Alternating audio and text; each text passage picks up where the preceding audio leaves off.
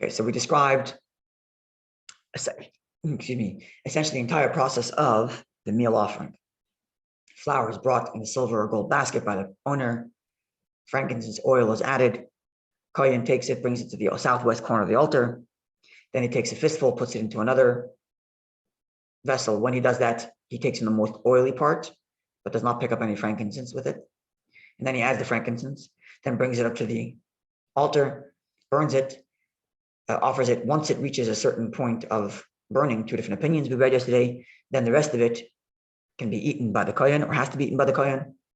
And although it's got to be matzah, it cannot be chametz, nonetheless, he can add whatever flavor he likes. And this is the process. Now, the reason why we're discussing the meal offering is because the Sotah brings a meal offering. And the Mishnah juxtaposed the Sotah meal offering versus anybody else. And one of the statements the Mishnah said is as follows: Kol hamanaches, etc. All other offerings, all of the meal offerings are to be accompanied with oil and frankincense, whereas the Sotah is not. And as the Mishnah said, because essentially, I know something else. We'll get to that soon. So the Sotah is a kind of cheaper, less glorious version of the meal offering. It's barley. It's not even refined barley. And it's no oil and no frankincense. That's the Sotah, whereas others do have the frankincense and the oil, as we described before. But the way the Mishnah said it is that all other meal offerings have frankincense and oil, whereas the Sotah does not. So the Gemara asks,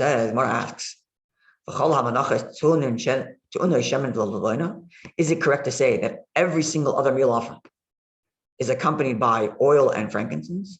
It's not true. There is the meal offering of the sinner, specific type of sin related to wrong vows and entering the temple when a person is ritually impure. This is discussed at length in the tractate Shavuos.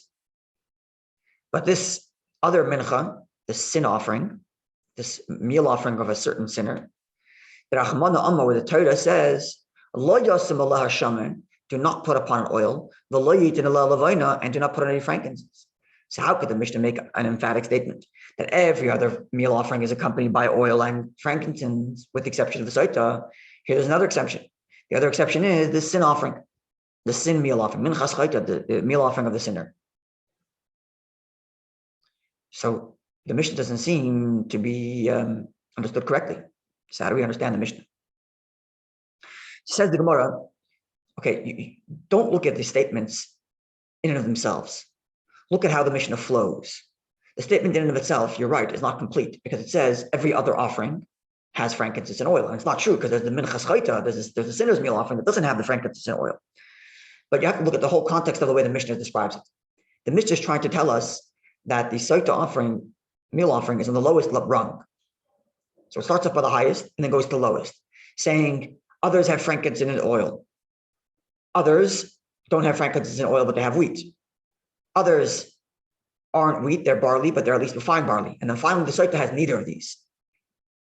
That's the way the Mishnah should be read. So even though the Mishnah says it in the phrasing of the Mishnah is such that it reads, every other one has frankincense and oil, it doesn't mean every other one literally. It means comparative to the Sotah, most don't. And even the ones that aren't in that category still have other virtues over the Sotah and so on and so forth. So let's see how the Mishnah phrases it, the Gemara phrases that. Here's how you should read the Mishnah. All other meal offerings are accompanied by frankincense and oil. And the meal offering itself is made of wheat. And this wheat is to be refined flour. Now, minchas chayta, the sin offering, the meal offering of the sinner, even though it is not accompanied by oil and frankincense, but nonetheless, it's not so degraded because it's still offered made out of wheat, and this wheat is to be refined.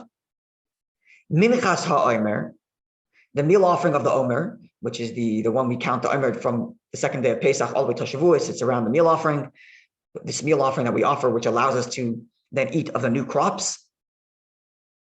It's a way of thanking Hashem for the new harvest. So even though this one, the meal offering of the Omer, that is made up of barley, so it doesn't have the virtue of the sinner's meal offering, doesn't have the virtue of the ordinary meal offering, which is made out of refined flour. This is made out of barley. But nonetheless, it's not so degraded because it has oil and frankincense. Uba gerish, and it's to be refined barley. But vizu, this one, the Sotah, has none of the virtues. And it is not accompanied with oil and frankincense. Uba sardim, and it's made of barley. Uba kemach, and it's unrefined barley. So that's how the Mishnah should be read. Not that each of the statements made are to be taken universal, but each of the statements are made in comparison to the Sotah offering. Thus, listing all the other minchas omer, all the other minchas, all the other meal offerings, and describing how each one of them have a virtue, even if they're not perfect. You have some that are perfect, refined flour made of wheat with oil and frankincense. Others that are no frankincense and oil, but at least are wheat, refined wheat. Others that are barley, refined barley, but also has the frankincense and oil, so it has some sort of virtue. Whereas the Sotah lacks on all of these virtues. It's barley, unrefined barley, and no frankincense and oil. So this is the way the Gemara helps us understand the Mishnah in the context of the Sotah vis-a-vis the other meal offerings, as opposed to the Mishnah making statements about other meal offerings. So even though the Mishnah statement sounds like it's an emphatic universal statement, it doesn't mean it in a universal sense. It means it relative to the Sotah. And thus take each part of these statements and build a whole, the Sotah lacks all the virtues that each of these ones might have, even though the other ones don't have all the virtues per se, but at least have some of the virtues. Whereas the Sotah has neither of them. Clear? Okay. Now we come to a very interesting statement from the Gemara. I'm going to read it literally, and then I'm going to ask a number of questions, and then I'm going to provide something that's been in my head this morning and last night when thinking about this Gemara, about what it might mean on a spiritual level. And it's deeply connected to Teshuvah and Elul. So let's see. Tanya, here's the literal level. Tanya, we learned in the Mishnaic age text. Rabbi Shimon taught. Bidinhu, by law or by right, it would make sense, Shetei minchas chayta, that the meal offering of the sinner to Shem and should be accompanied by frankincense and oil. Now, why is it right that that should be the case? We don't want the sinner to gain. The sinner is bringing a meal offering, and he's getting away cheap. He doesn't have to bring the frankincense and oil. So somebody else is bringing a meal offering because he's being a nice guy, and he has to bring the oil and frankincense. This guy sinned and is being required to bring a meal offering, and he's getting off cheap by not bringing frankincense and oil. That's not right. So Shimon says by right, it would make more sense that we impose more expense on the sinner, not make it cheaper by saying he doesn't have frankincense and oil. But nonetheless, the Torah told us, as we read earlier, that the meal offering of the sinner is not accompanied with oil and frankincense. So why is that? So explains Rabbi Shimon. So why is it not accompanied by oil and frankincense, even though by right it should be? Because we don't want him to get away cheap. Says Rabbi Shimon, so that his offering should not be beautified. It's coming as a result of sin.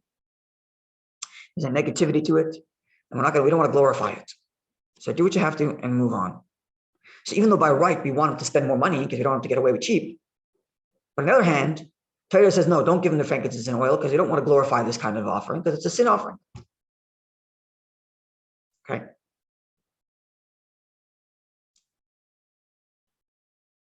Now, similarly, this is with respect to the meal offering of a sinner for certain kinds of sins. Now, the same thing is true, says Rabbi Shimon, about a sin offering in general. And by right, there would be that the sin offering, which is said in the Torah right next to the law of the chelav, which is basically the universal sin offering, this, to unanasachim, by right, it should be accompanied with libations. Most offerings are offered together with libations, of wine, of oil, they're offered with libations. The sin offering is not. So says Rabbi Shimon, by right, there should be sin offering. There should be libations. Why? For the same reason. The sinner should not get away cheap. We should put more expense on him, not less. So why is it that by Jewish law, the sin offering the Torah says it should not be accompanied with libation? For the same reason, we don't want to glorify his sin, his offering. His offering is coming as a sin. We don't want to, as a result of sin, we don't want to glorify it, and therefore no libation. Same thing as the frankincense and oil related to the meal offering. So the sin offering, the sin meal offering, no frankincense and oil, because we don't want to glorify it, even though by right he should, because we want to pay more money. And the same thing is true of an ordinary sin offering. Really, he should be paying more money and pay for the libations, but we don't want to glorify his sin offering, and therefore no libation. Okay. And the Sotah being even a bigger transgression than the sinner. So doesn't have any of these. Yeah. But Rabbi Shimon doesn't make any comment about that. Okay. Says Rabbi Shimon further, Aval bat a sin offering of the Mitzvah va'ashamai and his guilt offering, the Mitzvah, the one who has the skin discoloration, and he's excommunicated, he's put out of the camp until he's healed, and then through a whole process he gets back into, he's re-entered into society, and then when he's re-entered society, he brings an offering. And this offering is a sin offering, or a guilt offering. So says Rabbi Shimon, this one indeed is accompanied with libations, even though it's also a sin offering. Explains Rabbi Shimon, because it's not the result of sin. It's the result of this spiritual skin discoloration. Okay, so end of statement from Rabbi Shimon. Now comes the Gemara's analysis. Is this indeed the case that a sin offering that comes as a result of the skin discoloration, the Mitzvah, is not the result of actual sin? Rabbi Shimon bar Nachmani taught, Al Shiva Dvarim Negoyim Boyim. Skin discoloration, the nega, the tsaras, comes as the result of 7 different types of sins. Most notably of them is lashon hara, gossip. So the person who has the skin discoloration did sin. So why is Rabbi Shimon saying the reason why the sin offering that this person brings at the end of his process of purification is accompanied by libation? Why is it accompanied by libation? Because it's not as a result of sin, but we have a statement that the whole entire reason why he begot this skin discoloration is because of sin. So if it's because of sin, we shouldn't want to glorify it. And if we don't want to glorify it, maybe there shouldn't be libations to follow being consistent with your logic, Rabbi Shimon. Yeah, clear? So answers the Gemara, no. Hassam, over there, when it comes to the skin discoloration, he's already been atoned from all of those sins, because the very embarrassment and pain he's gone through at being pushed out of the community, excommunicated as a result of his skin discoloration, he's already been forgiven from the sin. So kimaisi carbon. Now that so why is he bringing a sin offering? He's already gone through the whole process. He's been atoned. So why is he bringing a sin offering? Says the Gemara, he's doing this so he should be allowed in order to partake of that which is consecrated. So not because re-entering society, he's re-entering society. He's no longer a sinner. He's totally atoned because of all the embarrassment, everything he went through. But nonetheless, there are certain impurities, Rashi points out, that Hashem decided to have to bring a carbon in order to be able to partake of anything that's consecrated, anything that's holy, to partake or eat of other carbonis. All right. And because this is not, even though it's a sin offering, because it's not coming to atone for sin, it's coming only for added holiness because its atonement's already done. So this is a sin offering we do want to glorify, and therefore it does have libation. Now, following a final line, before we get to the deeper level, El Me'ata, so following this logic, that any sin offering that is not the result of sin requires libation, right? Like the Mitzvah. The sin offering is not the result of sin. The sin has already been taken care of by the fact that he went through the whole process of humiliation and being excommunicated.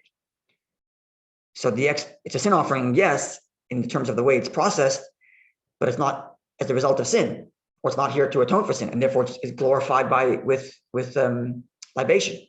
So if that's the case, that any sin offering that isn't the result of directly sin should have libation, then chatos nazir, the chatos of a nazir. The nazir is the person who vows to not partake of wine, to grow his hair. He vows to a life of asceticism for a certain extended period of time. And when he's done, one of the things he has to do is bring a sin offering. And the law is, it's not accompanied by libations. So seemingly, this person did nothing wrong. He followed the law exactly. He vowed asceticism, as the law says one can, did so. He's done. So there's no sin. And yet he doesn't bring libation with a sin offering. Why? So according to Rabbi Shimon's logic, that any sin offering that isn't the result of sin should have libation, then the sin offering of the Nazir should also have libation. Why does it not have libation? Answer the Gemara. Sover like Rabbi Lezer. Rabbi Shimon follows Rabbi Lezer's logic. Hakafar, the kafar. The Amar for Rabbi Lezer, the kafar said, Nazir nam yichaitu. The Nazir, the one who vows a life of asceticism, is a sinner. And the very fact that he's a Nazir, because he pained himself, he put himself through extra, stress in life, unwarranted, without reason, not without reason, or beyond what God expects. No reason to add. In other words, there are certain times when being a Nazir is appropriate. A person who, God forbid, is overly indulgent, so he should vow for asceticism. But ordinarily, the very fact that he has to take asceticism is in itself a sinful thing, because a person should live with the community, should be drinking wine, should be partaking of communal activities, should not be living such a life of asceticism, and therefore it's a sin. And thus, it does not get libation because we don't want to glorify it. Okay, this is the Gemara. Now here's my question. It's very fundamental, but almost simple question. So the premise of this whole thing is, why don't we want, right, going back to the frankincense and the oil for the meal offering and libation for the sin offering. Whenever it's the result of sin, we don't want to glorify it. In theory, the person should have brought the oil and the frankincense. He should have brought the libations because we want him to pay more because of his sin. But we don't do that because we don't want to glorify his sin. We don't want to glorify his offering.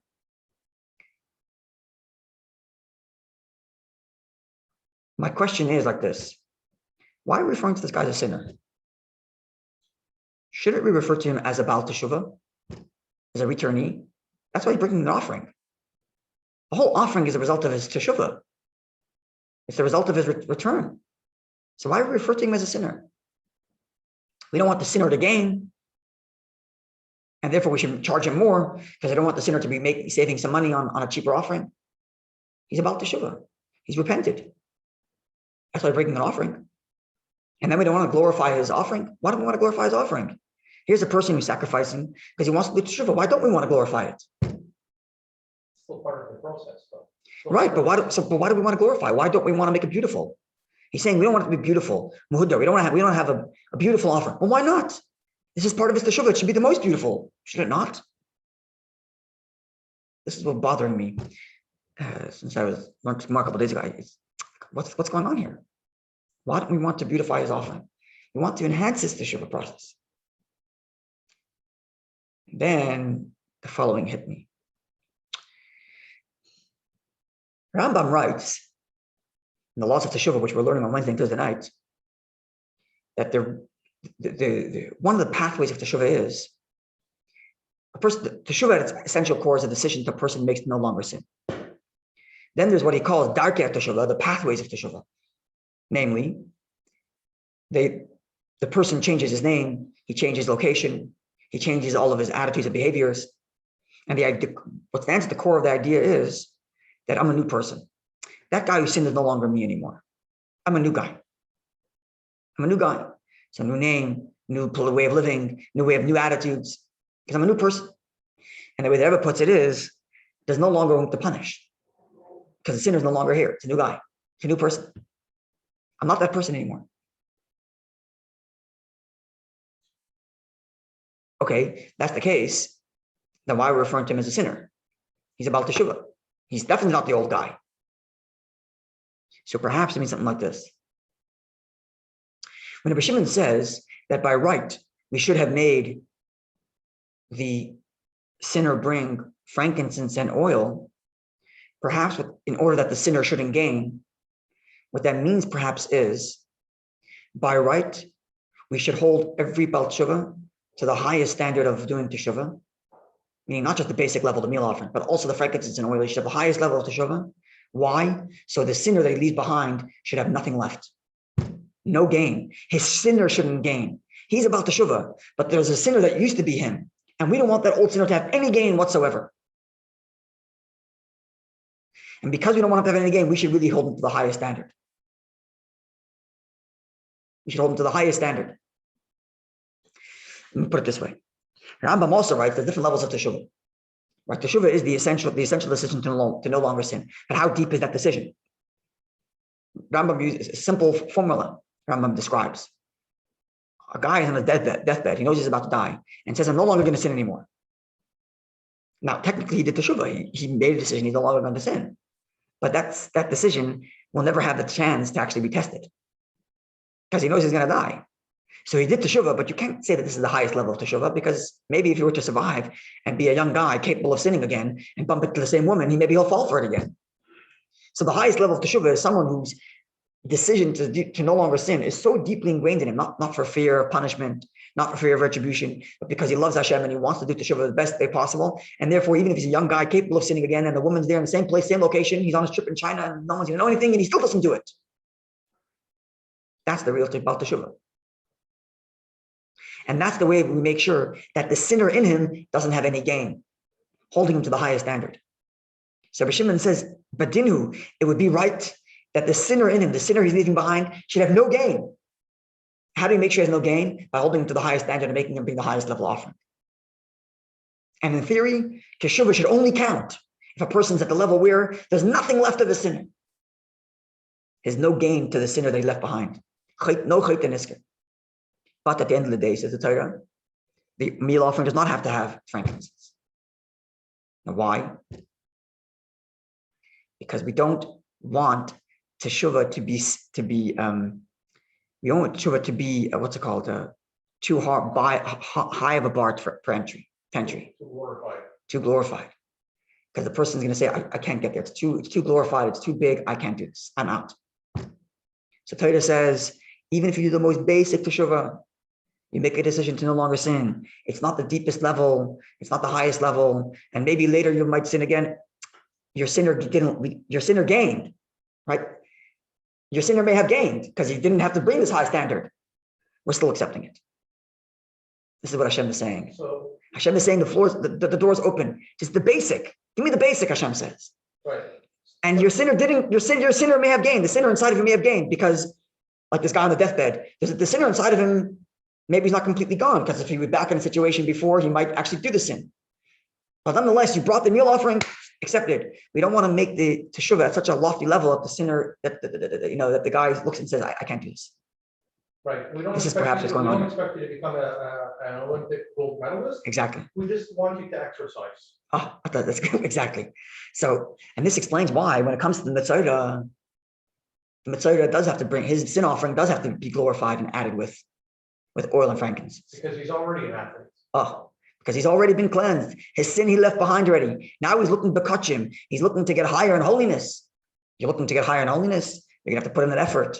You're gonna have to dig deeper. The basic level of Teshuvah, Hashem says, accept it. But this guy has been through so much.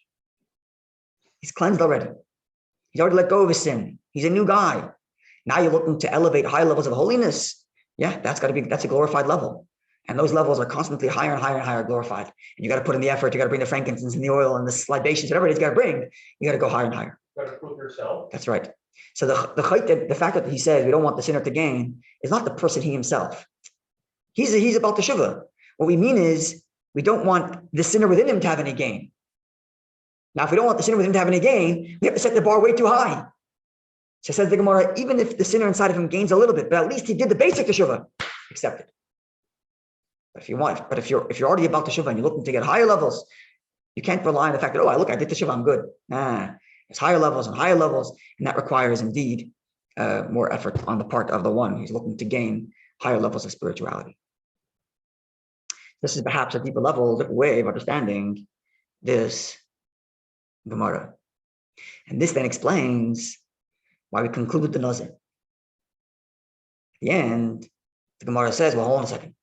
If we're talking about someone climbing higher and higher spiritual levels, the Nazir is the highest spiritual level. Look at him. He's totally aesthetic. No wine. He's completely disconnected and removed. Why is his sin offering no libations? Is he not going to higher levels? Says the Gemara, no.